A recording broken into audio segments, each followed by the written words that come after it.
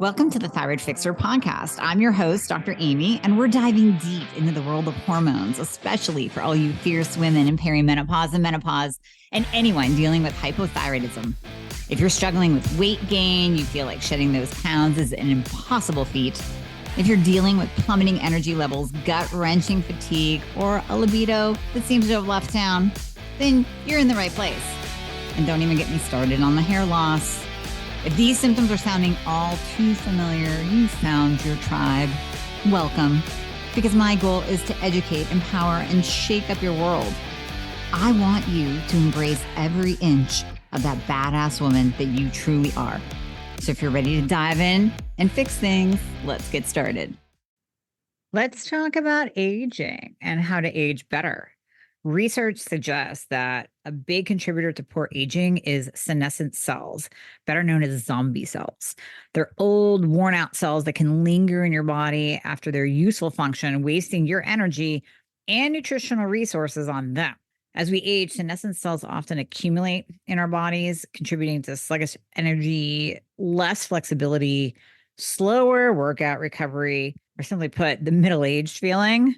But in the last 10 years, research has come out that has identified plant-derived ingredients, which can actually help our bodies naturally eliminate these zombie senescent cells. These ingredients are called senolytics. The easiest way to get complete senolytic support is a formula I love called Qualia Senolytic. It's almost like a monthly cleanse for aging. You take Qualia Senolytic just 2 days a month, and it's loaded with science-backed vegan senolytic ingredients that help your body naturally eliminate the zombie cells. It can literally help your body feel 10 years younger in just a couple months. I've been doing it the last few months, and I'm just happy that I'm doing it. I know I'm doing a good thing for my body. So you want to go to neurohacker.com/thyroid to try senolytic with a 100-day money-back guarantee. You can't beat that. And the code thyroid will also get you 15% off your first order. So that's neurohacker.com, neurohacker.com/thyroid, THYROID, for Qualia Senolytic. And remember the code thyroid for 15% off to start aging better. Did you ever come home from a really long day? Your energy's drained and you just want to sit down and watch Netflix and eat a good dinner, but you got to still squeeze in your workout. So how about if you actually got home at 7 and your workout was done by 7:05? Does that blow your mind? You're already done. You're unwinding. That's the reality with Carol Bike. In just 5 minutes, you experience a workout that is scientifically proven to be as effective as a 45-minute run. Carol isn't just a time saver, it's your literal shortcut to health, happiness, better muscles, lower body fat, leaving you more time for what actually matters in life, like watching Netflix and eating a great dinner. So if you want to check out Carol Bike, they give you a warranty, a trial period that is unmatched. You'll even come get it if you don't like it. 30 days. I mean, who can even beat that? So check it out. Go to carolbike.com, carolbike.com. You're going to use the code Dr. Amie if you grab one of these bad boys, which I highly recommend doing. You're going to use the code Dr. Amie. That is going to save you $100 off. And again, there's no risk. There's no risk. Try it for 30 days. If you don't like it, they will come pick it up. But I guarantee you, the time-saving aspect, the muscle-building aspect, the fat-burning aspect, you're just going to love it. My guest today has a special place in my heart because I worked for his supplement company back in my 20s when I was fitness modeling and competing. And he is one of the OGs of bodybuilding. I mean, he was doing things. He was on the scenes. I mean, he's one of the world's best known and celebrated bodybuilding legends. He holds 22 professional bodybuilding titles, IFBB, Mr. Universe, and he's actually one of just a few pro bodybuilders in history to consistently place in the top 4 at the Mr. Olympia competition, which is literally the Super Bowl of bodybuilding. For those of you who don't know, for 7 consecutive years, he is the man. And so his knowledge on all things nutrition, from his own journey all the way to founding Labrada Nutrition in 1995, he knows his stuff. He knows about protein. He knows about lifting. He's worked with a multitude of people. And he is going to give you all the down and dirty. We're going kind of back to the basics in a way on the importance of protein, but you're hearing this from a professional bodybuilder, on the importance of lifting heavy. Yes, even if you're a woman. And I fully acknowledge that when you see a female bodybuilder and, she's got a little bit too much muscle, she's starting to have some male features. Of course, that would scare you away from lifting heavy. You don't want to bulk up, quote unquote. Of course, that would scare you away from maybe even taking testosterone or eating protein because you don't want to look like that. That's it's a misnomer. Get it out of your head. We're going to break down today the importance of protein, the importance of lifting heavy, how you're not going to look like that unless you're taking a multitude of drugs on top of drugs. Don't worry about it, ladies. And guys, listen, you're going to get something out of this too because you're hearing from the OG of bodybuilding. I mean, you think all these fad things are what's in today in terms of lifting? I got news for you. Go back to the old school way of lifting. Do resistance training. Get in enough protein. You don't need this device and that biohacking tool to grow sexy lean muscle, whether you're a guy or a girl.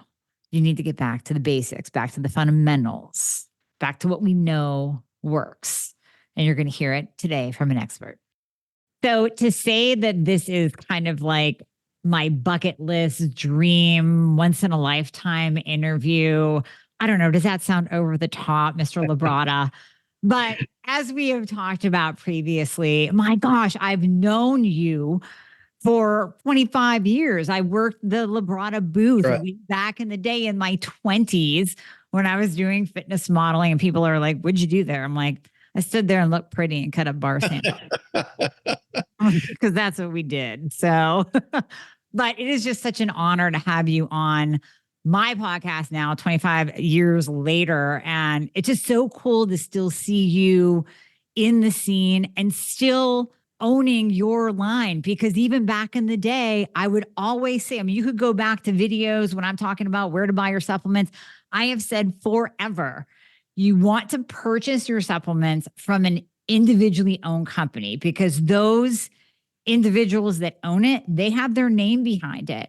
And if the product is crap, it's coming back on that individual. And I would always say, Lee Labrada owns Labrada Nutrition.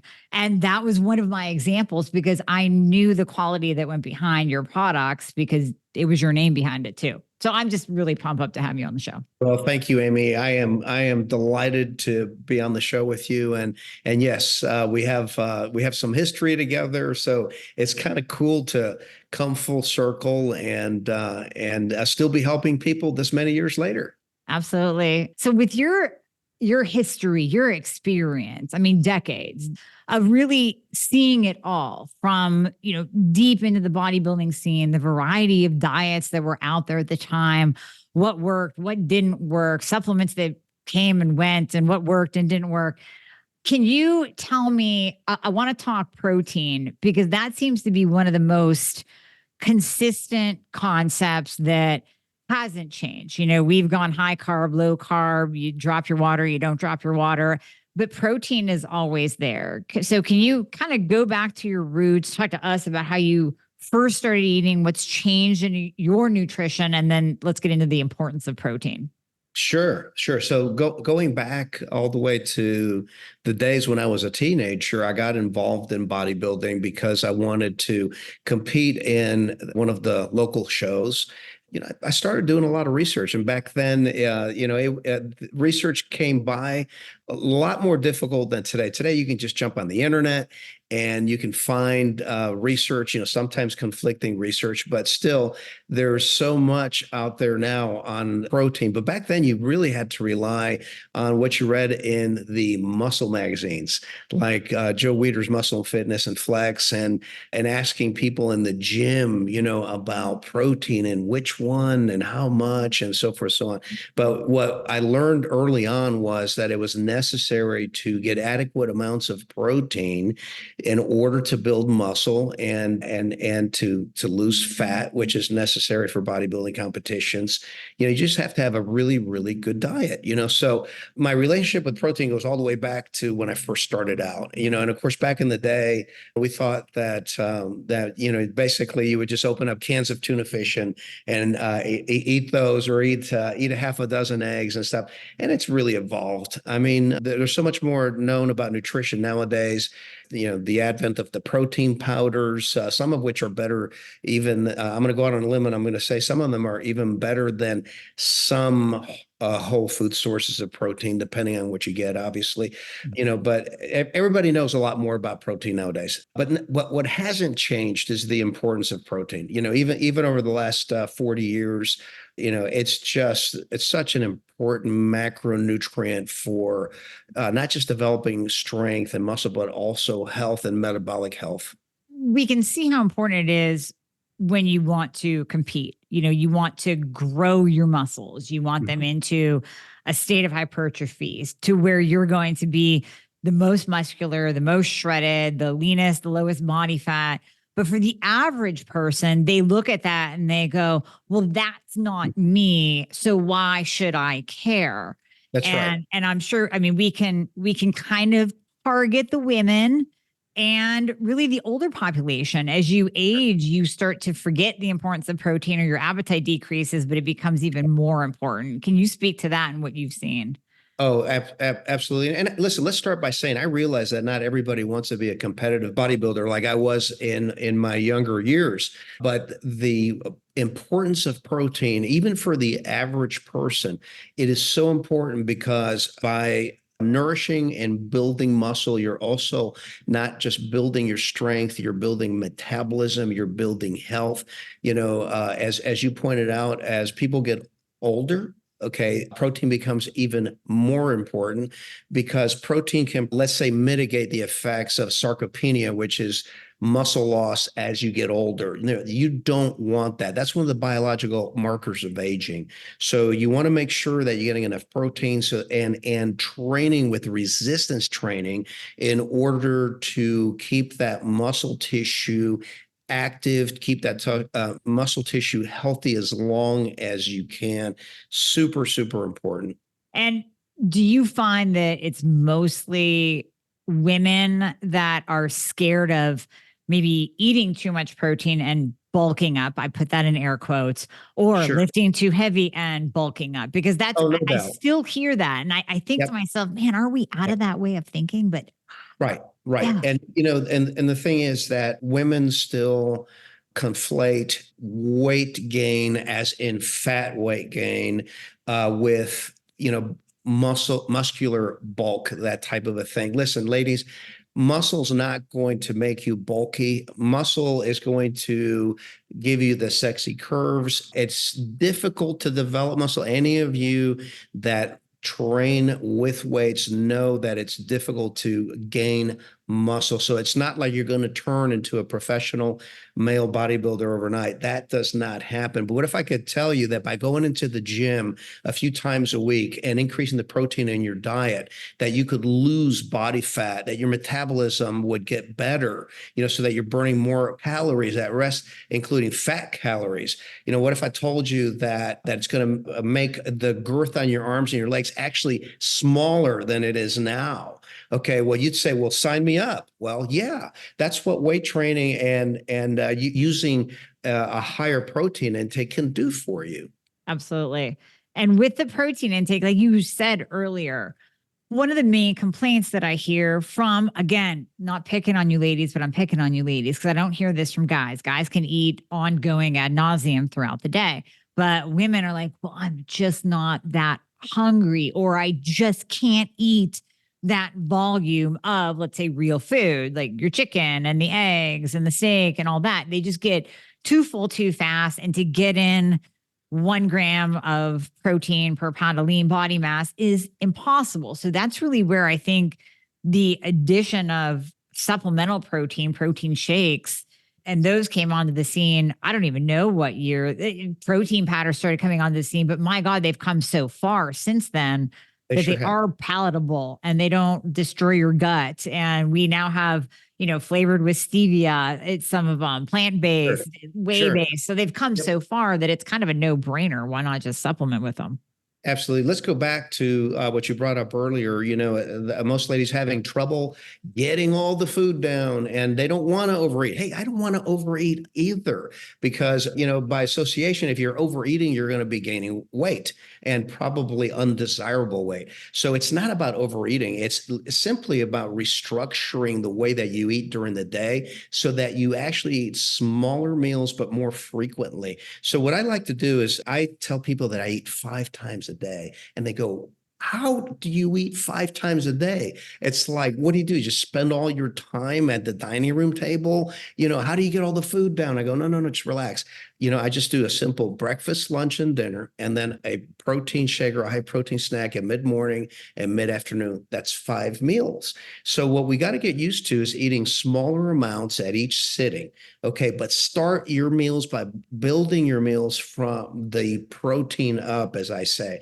In other words, start by getting a sufficient amount of protein for how much you weigh. If you weigh 150 pounds, ladies, you should be getting probably about 120 grams, somewhere in that neighborhood. If you split that up over 5 meals, you're really looking at only about 25 grams of protein in a meal. That's about as much as you get in a small can of tuna fish, or a piece of chicken, the size of your palm, or a small protein shake. It's not that difficult to do. But by doing that, what you're doing is you're feeding your muscle, and then you just add sufficient carbohydrates and fats to provide energy. But you start by building the diet from the protein up, again, as I like to say. So we choose a protein first, and then we add a little bit of complex carbohydrates, low burning carbohydrates, or healthy fats, to provide the energy. And then you just do that throughout the day. Just so you know, I've got an 8-week plan that I'm going to share with the viewers and the listeners later. It's free, and it'll kind of summarize what I'm talking about. It'll give you an idea of how to better put this program together. Now, addressing the second piece that you brought up, which is the protein supplements. Those have been around since like the 1940s and 1950s. But Okay. man, back then they were rough because even when I started weight training in the 70s, they didn't taste that great. And so protein powder over the years got the reputation of tasting chalky or just tasting nasty. And man, I wouldn't drink that either. But the drinks that we have nowadays are just so tasty and they're so easy to get down. And my lady friends that are into keeping their metabolism high, keeping their muscles fed, they know that they have to supplement with a protein powder or a protein shake during the day to meet the required number of grams that their body is going to need. You have to. I mean, otherwise it's virtually impossible, even with a busy schedule. Even if you have the appetite to get down all that real food. And if you do, I mean, more power to you. But then there's the schedule aspect of who has the time in the day to sometimes sit Exactly. down and eat a full meal. Sometimes you're Exactly. on the go and you're grabbing something and you're throwing down your protein via liquid. Right. And Amy, let me just address that, because ladies, we're not talking about sitting in the kitchen and cooking all day. That's not what this is about. This is really a pretty simple thing to do. You cook maybe once a week on the weekends. You just cook up a bunch of chicken breasts and put them in the refrigerator, and then you have that with a little bit of rice or something, a salad and whatnot during the week. You just pull it out, and you can put it into a little lunch bag, take it to work, put it in the refrigerator, pull it out, heat it up whenever you need it. It's super easy. And then again, I would say like a protein shake at mid morning and mid afternoon. Voila, you got your 5 protein feedings. we need to bring back the meal prep Sundays because I Right. think people, that again, that is from the OGs of biohacking, the bodybuilders. Like, Yes. honestly, and this isn't even a biohack. This is just how to basically live your life and eat well on a day-to-day basis. That's Do right. meal prep on Sundays. That's And right. oh my gosh, I remember that. You lay out the Tupperware, you be Yep. measuring, but Yep. now you're ready for the week. Yeah. And I mean, in a couple hours, you really can prepare pretty much all the food that you're going to have during the day for the rest of the week. And then listen, if you're out and about and you don't have access to your lunch box or you don't have access to a protein shake, you got to know how to order, something on the go that's not heavy and bad for you. Again, I keep coming back to chicken breast, but those are awesome. You can get a chicken breast sandwich, get rid of the bun if you want to do that, have a small salad with it and you're good to go.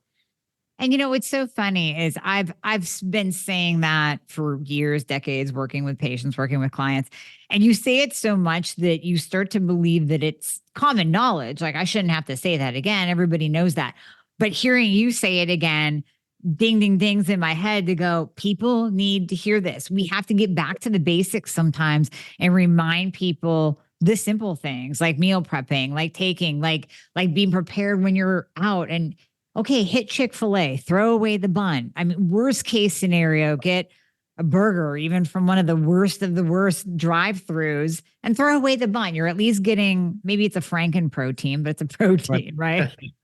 Yeah. And the thing is, what you're trying to do is you're trying to train your body to eat smaller, more frequent meals during the day rather than just one or two times. How many times, Amie, have you heard one of your patients say, but I'm not eating anything. I'm only eating one time a day. And you go, that is exactly why you're heavy and you can't get rid of the excess fat because you're eating one time a day. You're training your body to be in a survival mode all the time. So anytime that you eat something, it's going to go crazy and it's going to store it, not knowing next time you're going to feed it. On that note, what are your thoughts on intermittent fasting and anyone, both sexes, male or female? Right. So I think that intermittent fasting is a way for people to structure their daily diet to lower their calories. All of these programs, whether it's intermittent fasting, whether it's the diet that I'm talking about, eating every 3 hours, whether it's, the plant-based diet, whether it's a carnivore diet, whether it's a ketogenic diet, at the end of the day, the math has to work out that you're taking in less calories than you're burning. Okay. So in other words, if there's a caloric deficit, you're gonna drop weight. If there's a caloric surplus, you're gonna gain weight. That's just math, regardless of which program it is.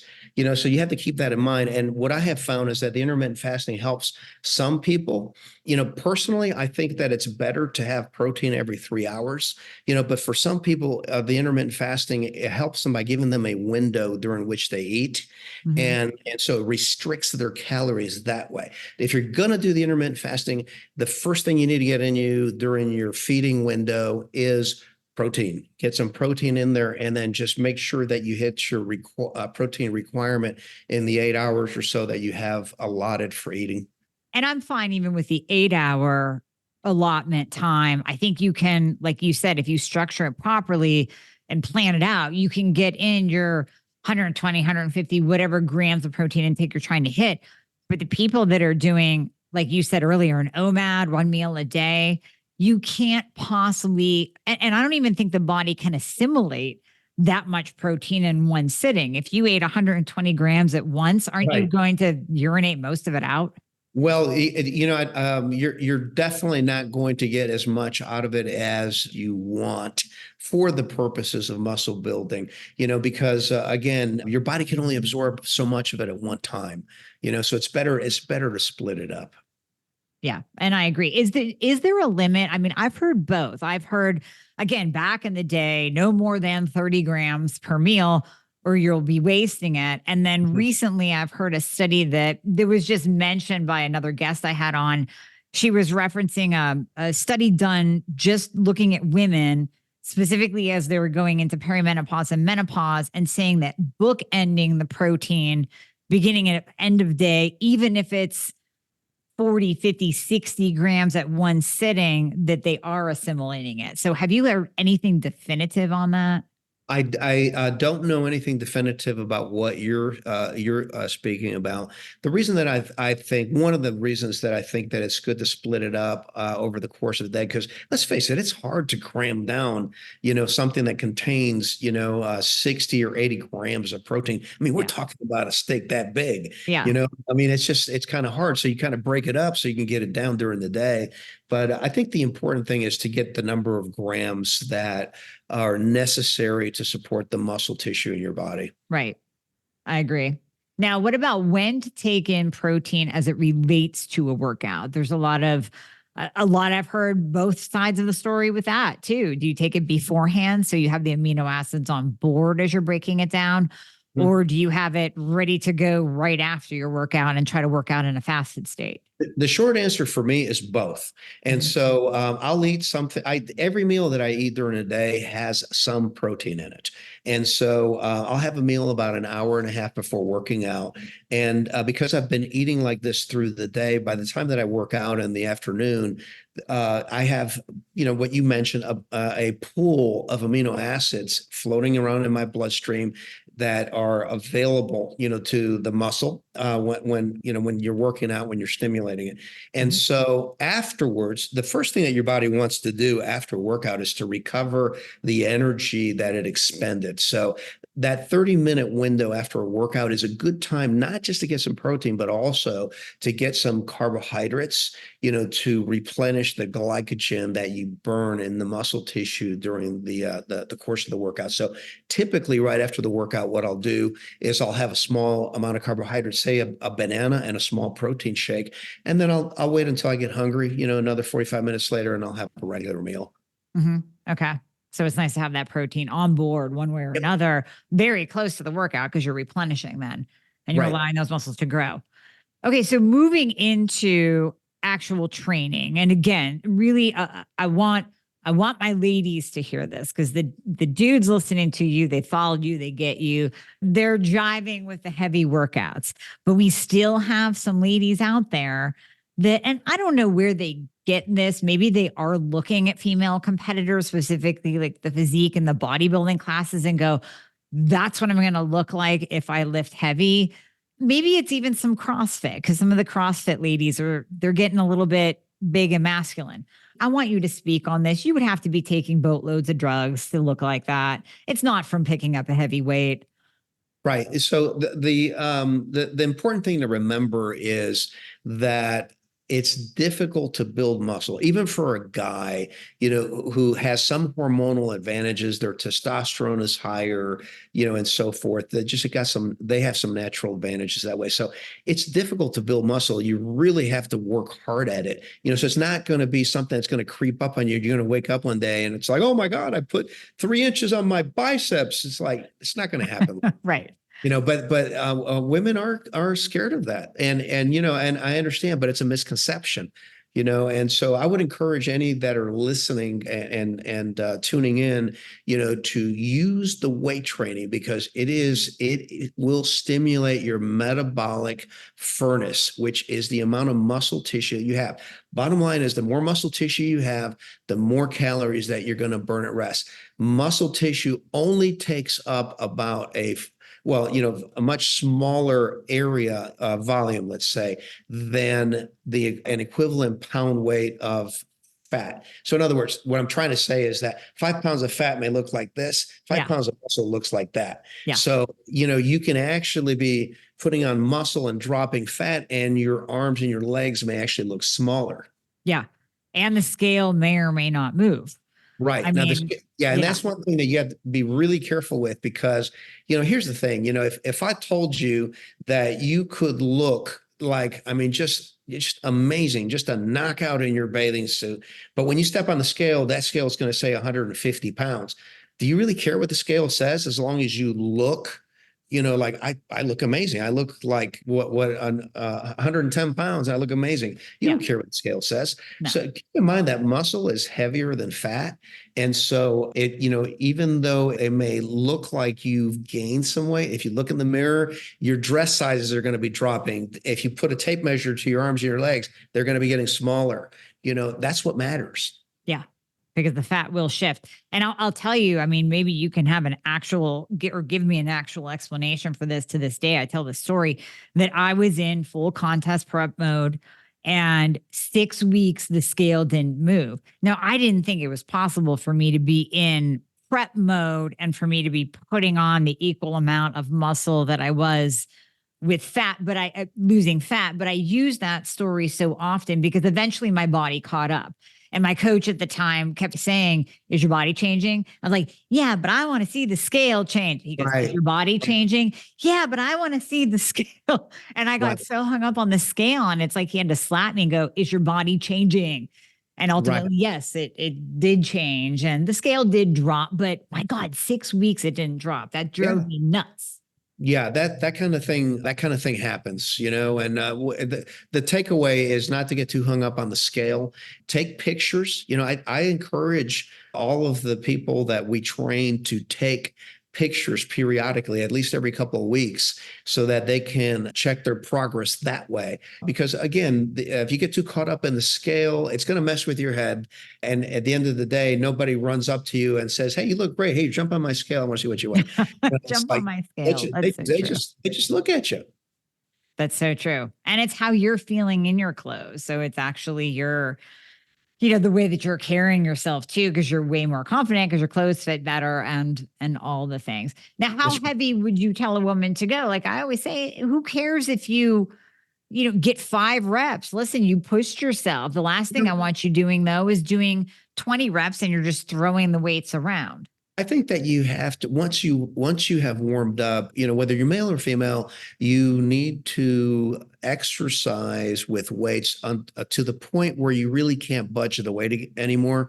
That's what we call going to positive failure. Meaning, so let's say I'm doing curls, and if you can do 20 curls and you set the weight down, you're still not tired, that's too light. Yeah. You need to increase the weight until you can do about 10 or 12 repetitions, where the last couple of repetitions are really hard, or you failed, you just can't do the last one. That's the appropriate amount of training weight. Yeah, I agree.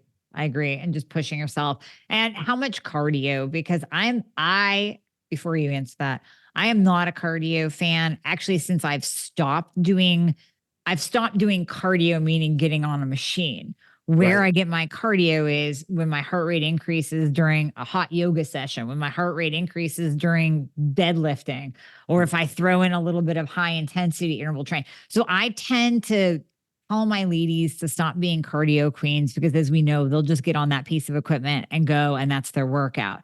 Right. How do you incorporate in cardio for the ladies and for the addicted ladies to cardio? Right.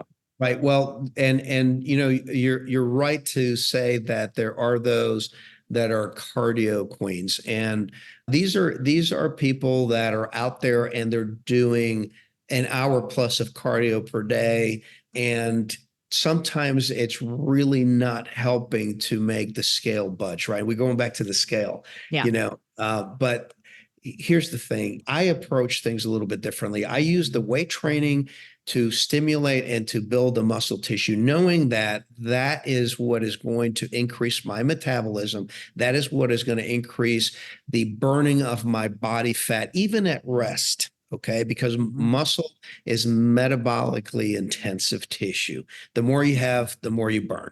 So I'm going to use the weights to stimulate the muscle. I'm going to eat a diet that is appropriate, getting enough protein, and then adding in enough carbohydrates and fats, the other 2 macronutrients, for energy. Okay. But I'm not going to go into a positive caloric balance where I have excess calories. Right. Okay. And then what I'm going to use cardio for is for my heart. I use it for cardiovascular health. I don't use it for weight loss. If you want to do some cardio, add the cardio. You can do it after your weight training workout, but you have to become weight training centric If you want to build your metabolism, you're not going to get that metabolism building effect from cardio. From cardio. Exactly. This is why I ask questions of the experts, because coming out of my mouth all the time just gets old. So it very much helps everyone to hear it from someone else who's been there, done that, and knows what they're Well, talking about. you have also, so I'm probably singing to the choir. Well, thank you. Thank you. But no, I love hearing it from you. I really do. So I mentioned in the beginning that I've always touted the importance of buying supplements from a reputable company, specifically from someone that's owned their company for years, decades. So what I have to ask, what is your mission now with Lean Body, with Labrada Nutrition? What's next? What's your mission? So my mission, my personal mission, and the mission of the company is to empower people with the nutritional products and the knowledge that they need to get into the best shape of their life and stay healthy for life. So that is it in a nutshell. I've been doing this for over 25 years. I still come to work every day. I'm in all the details, and I want to make sure that we have the very best product out there. I'm going to brag a little bit about one of our flagship products for a second, Amie, which is the Lean Body Ready to Drink Protein Shakes. 40 grams of protein, 0 sugar, tastes like melted ice cream. It was just named Forbes Health Best Protein Shake of the Year. And so we're just really proud of that, because we're enabling and empowering people to get into the best shape of their life with these products. And, that just goes back to, that's why you purchase from you. That's why you purchase from companies that have that mission. And there's so few. There's so few. As a fellow supplement company owner now, following in your footsteps, I get it. I get wanting to produce something that actually makes a difference. And you hear the testimonials from people that love your product and that recommend it. And that's what it's about. And that's where the audience can be certain of getting high quality, because again, it's your heart behind it. It's your desire. It's your mission. It certainly is. And, I got into this in 1997. I had just retired as a professional bodybuilder, and I realized that there was a lot of things happening in the supplement industry that, let's say that consumers were being deceived and not getting what they paid for. And so I made it one of my personal missions to have the highest quality products. And I started actually third-party lab testing our products 25 years ago. We have lab tests on every product we've ever produced. We started doing that 25 years ago, before the Food and Drug Administration required supplement companies to do that. Yeah. And it was expensive, but it was something that I wanted to have so that I could assure my customers that they were getting what they paid for. I was a nightmare to the co-packers, the manufacturers. They knew better than to send Labrada a shipment of supplements that did not meet label claim, because they would get it right back. And so I just wanted to make sure that my customers got what they paid for. We always used to say, if it's on the label, it's in the bottle. And that's why we did things that way. Yep. I love it. That just shows integrity as well. And so for the audience listening, you're actually offering Lean Body samples so they can try that out, which is phenomenal. All they have to do is pay shipping, which that's nothing. Yeah, it's really it's kind of I'm excited about it, because I think more people are going to be able to try it for themselves. But if you go to leanbody.com/free shakes, you can get 3 free Lean Body shakes, an 8-week program for fat loss, a protein cookbook, and a $5 coupon on your first purchase of Lean Body. And all you pay is a small shipping charge. Very nice. Well, thank you, Lee. That's awesome. That's very generous of you. So thank you. Oh, you're welcome. My pleasure. Well, thank you so much for coming on and talking about this vital topic. It seems, like everyday talk to us and, just another day in the life. But this is important information that, like I said earlier, we have to repeat. We have to get it out there, because these simple premises help people so tremendously with their health. Amie, So thank you once again. Thank you so much for having me on board. And if I can just leave our viewers and our listeners with a couple of parting comments, and it would be this: start today. If you are not already using resistance training, start today. So many times that I hear people, men and women both, say, I'm gonna get into the gym, Lee. I'm gonna get a gym membership. I'm gonna start lifting weights, but first I'm gonna lose 10 pounds. No. Use the gym to lose the 10 pounds. Okay. Go today, get exercise today, move your blood around. It's vital for your health. It's vital for your metabolism. And again, I'm preaching that resistance training is the best way to do that. That's one. And then number two, pay attention to your protein. Get 1 gram of protein per pound of lean body weight, and eat small, frequent meals throughout the day in order to do that. So just wanted to say that. And I just wanted to encourage everybody. The wonderful thing about exercising is that you are going to be a better version of yourself for it. So no matter where you're at in life, no matter how old you are or how out of shape, you can and will improve if you work at it. Mic drop moment right there. Well said, well summarized. Thank you, Amie. It's been a pleasure. Thank you so much.